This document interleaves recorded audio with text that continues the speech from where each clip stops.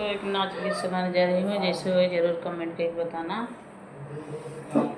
खन खन बाजै मोर कंगनवा, खन खन बाजै मोर कंगनवा, कंगना पहिरी हम अंगना बाहर ले, कंगना पहिरी हम अंगना बाहर ले, ससुरु नीर खै मोर कंगनवा, ससुरु नीर खै मोर कंगनवा।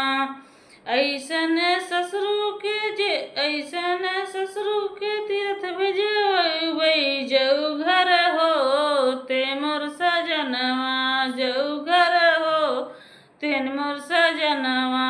खन खन बाजै हो कंगनवा, खन खन बाजै हो कंगनवा, कंगना पहिरी मैं अंगना बाहर, कंगना पहिरी मैं सरवा बाहर ले, जेठवा नीर खै मोर कंगनवा, जेठवा नीर खै मोर कंगनवा।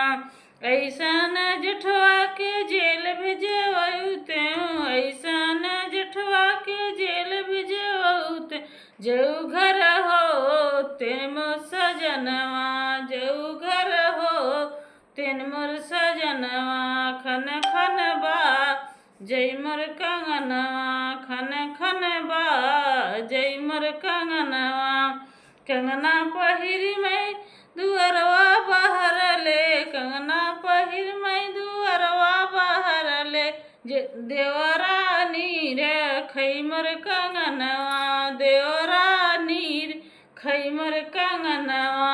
ऐसन देवरू के कोट भेजवऊ तेऊ, ऐसन देवरू के कोट भेजवऊ तेन, जऊ घर हो ते मोर सजनवा, जऊ घर हो ते मोर सजनवा।